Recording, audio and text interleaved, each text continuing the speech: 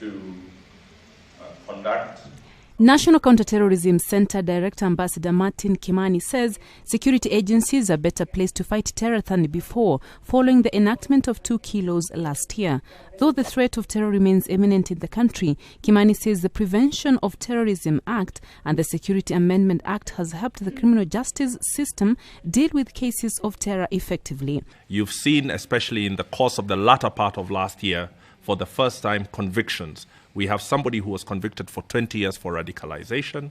We have terrorists being convicted, and they're being charged now more and more frequently with the laws that Parliament has, in its wisdom, agreed to pass. Now, I cannot foretell what will happen in the future. We may need new laws and extra laws in the time to come.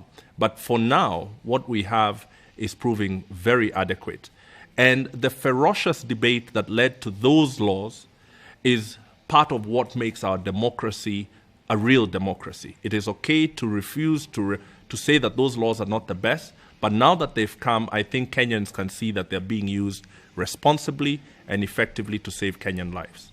Speaking during a workshop on countering violent extremism in Kenya and Africa, Kimani says police must now act firmly as per the law. Africa Policy Institute CEO Professor Peter Kagwanja cited inequality, historical injustices and marginalization as some of the factors causing extremism, which ultimately lead to terrorism.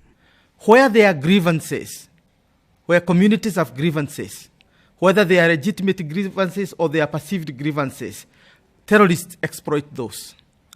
Where there are feelings of marginalization, whether on religious or ethnic basis, terrorism exploit those. Where there are vulnerabilities in terms of access to economic opportunities, terrorism is also exploiting this. Where there are inequalities, for example, gender inequalities, generational inequalities, meaning the youth and the old, you also find the terrorists exploiting those opportunities to thrive.